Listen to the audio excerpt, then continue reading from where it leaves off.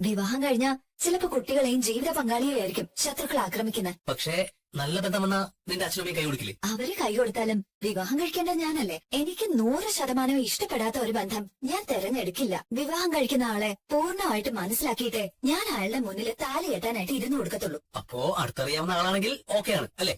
ഇപ്പൊ ഒന്നിനും ഓക്കെ അല്ല നവീനേട്ടാ. വിവാഹത്തെ പറ്റി ചിന്തിക്കാനുള്ള ഒരു മാനസികാവസ്ഥയിലല്ല ഞാനിപ്പോ.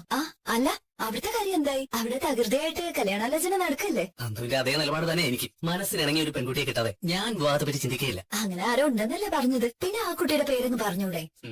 അവിടെയും അമ്മ തടസ്സം പറഞ്ഞ് നിൽക്കുക. എന്നെ പോലെ തന്റെ ഉള്ള പെൺകുട്ടിയാണെങ്കിലേ പരമാവധി അമ്മയെ കൺവിൻസ് ചെയ്തിട്ട് കല്യാണത്തിലേക്ക് പോകുന്നതായിരിക്കും നല്ലത്. അല്ല, നീ ഒരു വീട്ടിലേക്ക് വിവാഹം കഴിച്ചു ചെന്നാ അവിടെയുള്ള അമ്മായിയമ്മയോട്ട് നീ പോരടിക്കും? ഒരിക്കലുമില്ല.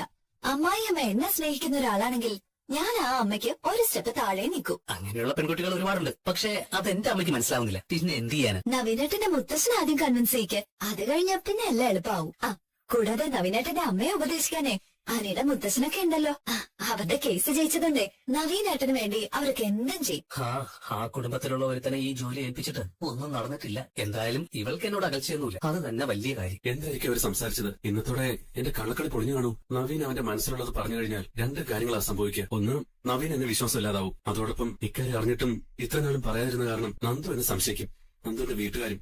ഇനിയിപ്പോ എന്തായാലും എനിക്ക് അവളെ കാണാതിരിക്കാൻ പറ്റില്ല. അങ്ങോട്ട് പോകണം, എന്നിട്ട് കാര്യങ്ങൾ അറിയണം. അല്ലെങ്കിൽ ടെൻഷൻ കയറി എനിക്ക് എന്തെങ്കിലും രോഗം വരും. എത്ര നല്ല പയ്യനാ നവീൻ മോൻ. അവന് വേണ്ടിയിട്ട് കോടതിയിൽ സാക്ഷി പറയാൻ പോയതിന്റെ പേരിലാണല്ലോ മോളെ ആ ഗുണ്ടകൾ ആക്രമിച്ചത്. ആ ഒരു വിഷമം ഉള്ളിലുള്ളതുകൊണ്ടാ നവീൻ മോൻ ഇടയ്ക്കിടയ്ക്ക് വരികയും വിളിക്കുകയൊക്കെ ചെയ്യുന്നത്. മൂർത്തി സാറിന്റെ കൂട്ട് നല്ലൊരു കുടുംബമാണ് അവരുടേത്. അതിന്റെ ഒരു കുടുംബ മഹിമ ആ പയ്യന്റെ പെരുമാറ്റത്തിലും സംസാരത്തിലും ഒക്കെയുണ്ട്. അനിയാണല്ലോ ഈ പയ്യൻ എന്തിനാ ഇപ്പൊ ഇങ്ങോട്ട് വരുന്നത്? നയന മോള് പറഞ്ഞതാ നന്ദൂട്ടിനെ വന്ന് കാണേണ്ട കാര്യമില്ലെന്ന്. പിന്നെ എന്തിനാണോ എന്തോ ഇങ്ങോട്ട് കയറി വരുന്നത്? എന്താ മോനെ? അല്ല, നന്ദുവിന് അപകടം ഉണ്ടായിട്ട് ഞാൻ തിരിഞ്ഞു നോക്കാതിരുന്ന അത് ശരിയല്ലല്ലോ നിങ്ങളെ. അതിന് നന്ദൂട്ടിന് വലിയ കുഴപ്പമൊന്നും ഇല്ലാന്ന് അനിയോട് നയന മോള് പറഞ്ഞില്ലായിരുന്നോ?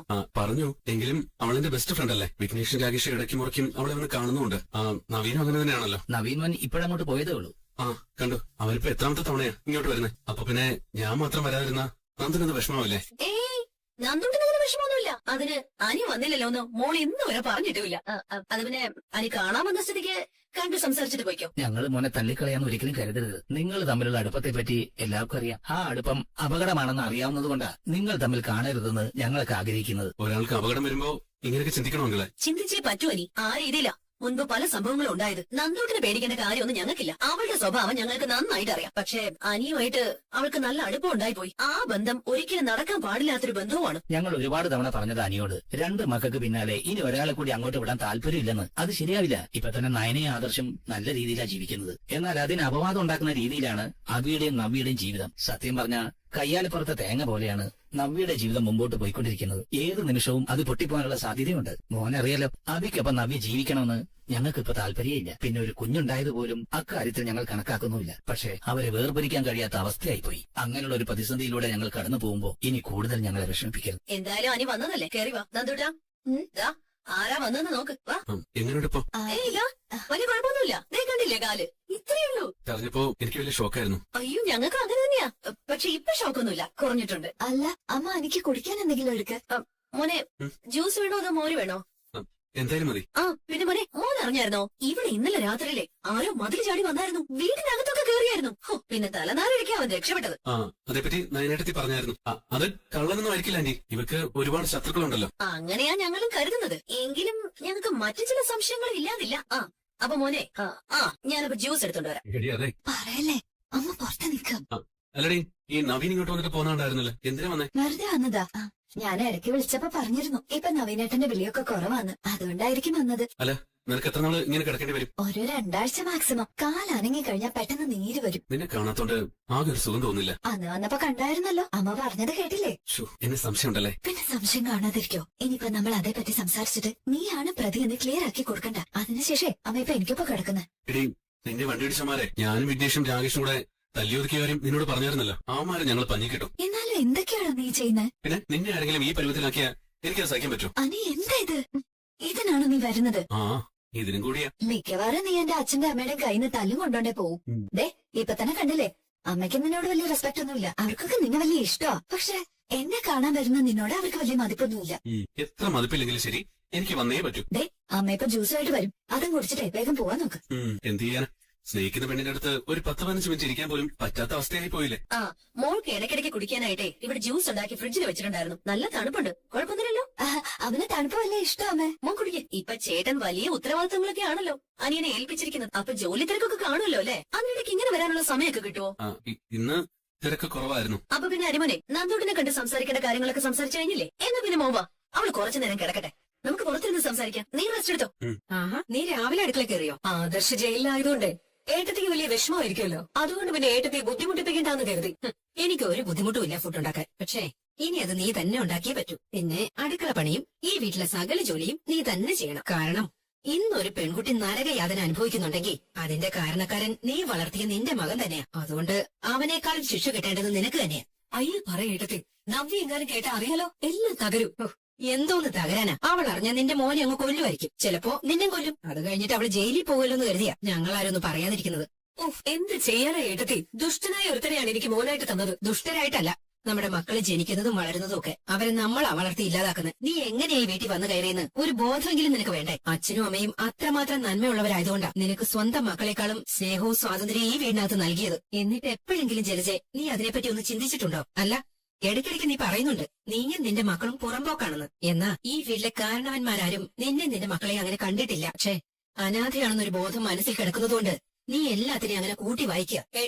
ഏട്ടത്തിയുടെ മോനിപ്പോ ജയിലിലാണ്. അവൻ എത്രയും പെട്ടെന്ന് ജയിൽ മോചിതനാവാൻ പ്രാർത്ഥിച്ചുകൊണ്ടിരിക്കുകയാണ് ഞാൻ. ഏട്ടത്തി അവന് വേണ്ടി അമ്പലത്തിലൊക്കെ കയറി ഇറങ്ങാൻ നോക്ക്. നേർച്ചയും വഴിപാടും ഒക്കെ നടത്ത്. എന്നെ വെറുതെ പഠിക്കാതെ. എന്റെ മകനെ അധിക കാലം ഒന്നും ജയിലിൽ കിടക്കില്ല. അവൻ അതിന് മാത്രം തെറ്റൊന്നും ചെയ്തിട്ടില്ല. ഇവിടെ തെറ്റ് ചെയ്തവരല്ലല്ലോ ഏട്ടത്തി ശിക്ഷിക്കപ്പെടുന്നത്. തെറ്റ് ചെയ്യാത്തവർ അധികം ഒന്നും ശിക്ഷിക്കപ്പെടില്ല. നീ നിന്റെ മകനും തെറ്റിൽ മുങ്ങി താഴ്ന്നവരാ. അയർലൻഡിൽ നിന്ന് ഒരുത്തി വരുന്നുണ്ട്. ഇനി അവൾ എങ്ങനെയായെന്ന് ദൈവത്തിനേ അറിയൂ. ഇവിടെ ഉണ്ടായിരുന്നപ്പോ മൂത്തവരെയൊക്കെ ബഹുമാനിച്ചിരുന്നവളാ. നിന്റെ മോളല്ലേ, അപ്പൊ പിന്നെ അതിന്റേതായ കുഴപ്പങ്ങൾ അവളിലും ഉണ്ടാവും. എടി മാനം മര്യാദയ്ക്ക് ജീവിച്ചിരുന്നെങ്കിൽ ഇന്ന് അനിയെയും ആദർശിനെയും പോലെ മൂർത്തിസ് ജ്വല്ലറിയുടെ തലപ്പത്ത് നിന്റെ മകനും ഇരുന്നേനെ. അത് കളഞ്ഞു പൊളിച്ചത് നിന്റെയൊക്കെ സ്വഭാവം തന്നെ. ഇനി ഏതായാലും അവൻ രക്ഷപ്പെടാൻ പോകുന്നില്ല. എന്ന് വെച്ചാ ഇപ്പൊ ഹോസ്പിറ്റലിൽ കിടക്കുന്ന അനഖ എന്ന പെൺകുട്ടിയുടെ പ്രാക്കുണ്ടല്ലോ, അവന്റെ തലയ്ക്ക് മുകളിലുണ്ടാവും. അതിന്ന് ഈ ജന്മം അവന് മോചനം കിട്ടാൻ പോകുന്നില്ല. നിന്റെ മോൻ ജയിലിൽ കിടന്ന് നരകിക്കൂടെ? നീ നിന്റെ മരുമോൾ ഉടനെ ഒന്നും അവനെ കാണാൻ പോകുന്നില്ല. എന്റെ നാക്ക് മൊത്തത്തിൽ കരുനാക്കല്ലെങ്കിലും ഇടയ്ക്കിടയ്ക്ക് കറുപ്പുണ്ട്. അത്രയും മതി എന്റെ വാക്ക് സത്യമാവാൻ. എന്താ എന്റെ വയറ്റില് നമ്മുടെ കുഞ്ഞുണ്ടെന്നുള്ള ബോധമില്ലേ? അയ്യോ സോറി, ഒരു നിമിഷേ ഞാനത് മറന്നുപോയി. കൊള്ളാം, കുഞ്ഞിന്റെ കാര്യങ്ങൾ മറക്കുന്നൊരച്ഛൻ. സോറി. അതെ, അപ്പച്ചൊക്കെ ഏതു നേരവും കണ്ണും കാതും കൂർപ്പിച്ച് നടക്കുന്നവരാ. എന്തായാലും 1-2 ദിവസം ഒളിച്ചിരിക്കാൻ തീരുമാനിച്ച സ്ഥിതിക്ക് ഇനി നമ്മുടെ സംസാരം ആരെയും കേൾപ്പിക്കണ്ട. ഇനിയിപ്പോ കേട്ടാലും കുഴപ്പമൊന്നുമില്ല. എന്നെ കാണുമ്പോ എന്തായാലും ഞാൻ ജയിലിലാണെന്ന് വിശ്വസിക്കുന്നവർക്ക് നല്ല നിരാശ ഉണ്ടാവും. അഭിക്കോ അപ്പച്ചയ്ക്ക് മാത്രമല്ല, അതിനേക്കാൾ നിരാശ ഉണ്ടാകാൻ പോകുന്നത് നിന്റെ ചേച്ചിക്ക്. സത്യങ്ങളൊന്നും അറിയാത്ത നിന്റെ ചേച്ചിക്ക്. അത് ശരിയാ, അഭിയോട് നമ്മൾ ചെയ്ത ക്രൂരതയ്ക്കാണ് ആദർശന്റെ തിരിച്ചടി കിട്ടിയെന്നൊക്കെയാ പറഞ്ഞുകൊണ്ടിരിക്കുന്നത്. അവൾ അങ്ങനെ പറയുമ്പോഴേ അവളോട് എനിക്ക് സഹതാപം മാത്രമേ ഉള്ളൂ. നിന്റെ വീട്ടിലുള്ളപ്പോഴും സ്വന്തം ഒരു രീതിയിലാ അവള് പോയിട്ടുള്ളത്. അതൊക്കെയാണെങ്കിലും അവളെ അഭിയോട് ആത്മാർത്ഥതയുള്ള പെൺകുട്ടിയെ. പരസ്യത്തിനും മറ്റും അവൾക്ക് ചേരാത്ത വേഷം ധരിച്ച് നടക്കുന്നുണ്ടെങ്കിലും അവള് തെറ്റായ വഴി സഞ്ചരിക്കുകയോ അങ്ങനെ ചിന്തിക്കുകയോ ചെയ്യുന്ന ആളല്ല. അങ്ങനെ ഒരു പെൺകുട്ടിക്ക് കിട്ടാവുന്നതിൽ വെച്ച് ഏറ്റവും വലിയ ശിക്ഷ തന്നെയാ അവൾക്ക് കിട്ടിയിരിക്കുന്നത്. അപ്പച്ചൊരു വാപോയ കോടാലിയാ. ഇനി ചേച്ചിയെ തകർക്കാൻ വേണ്ടിയിട്ട് സ്വന്തം മോന്റെ തെറ്റുകളൊക്കെ വിളിച്ച് കൂവെന്തോ.